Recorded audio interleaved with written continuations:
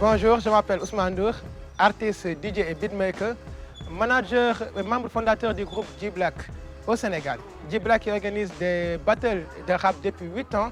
Ces battles appelés aussi dans le jargon hip-hop cypher. Justement, on va vous parler aujourd'hui de cette expression artistique très utilisée par les jeunes dans le monde urbain. Le battle est une confrontation entre les rappeurs et les danseurs qui improvisent face à un public.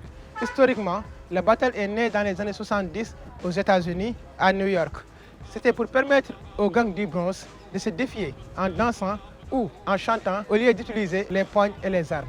Le battle a été donc créé pour répondre à la violence en milieu urbain et aussi permettre aux jeunes d'avoir un espace de s'exprimer dans une société où ils ne se sentaient pas écoutés.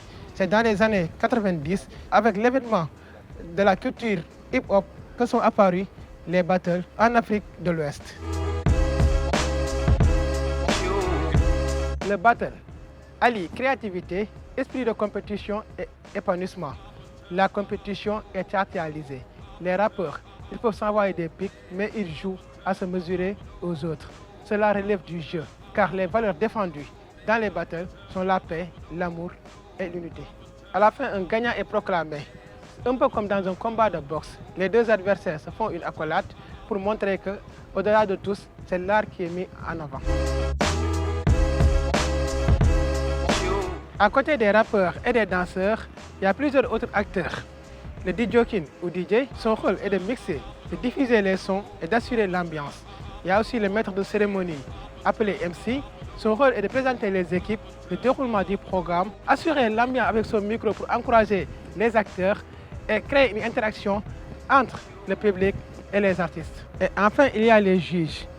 Le jury est normalement composé de 3 à 5 personnes. C'est eux qui élisent les meilleurs rappeurs et les meilleurs danseurs, selon certains critères: la technicité, la créativité, la musicalité et l'originalité. Le public peut également intervenir dans le vote et jouer un rôle actif dans le battle. Même si les battles reposent sur l'improvisation, elles nécessitent un travail en amont. Les danseurs peuvent préparer des mouvements et les rappeurs, eux, peuvent venir avec des bonnes rimes. Une fois dans le battle, l'improvisation se base sur l'écoute et la créativité des joueurs. Le battle nécessite aussi une bonne présence sur scène. Il faut occuper l'espace et faire le show. En première partie, il y a l'open mic, où chacun est libre de prendre le micro et faire une prestation. Cela permet aux artistes de s'échauffer et de se mettre en confiance. En seconde partie, il y a les battles freestyle sans thème ou les battles avec thème.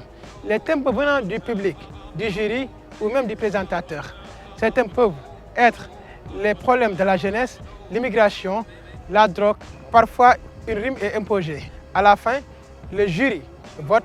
En cas d'égalité, il peut demander aux artistes de revenir, proposer un autre thème pour les départager.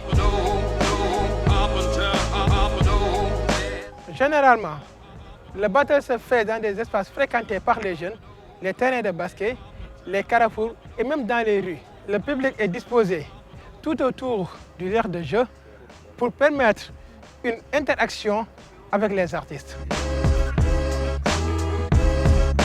Merci de nous avoir suivis. Vous avez maintenant toutes les bases pour organiser un bon battle dans les rues, dans les quartiers et même dans vos villages. Merci et au revoir.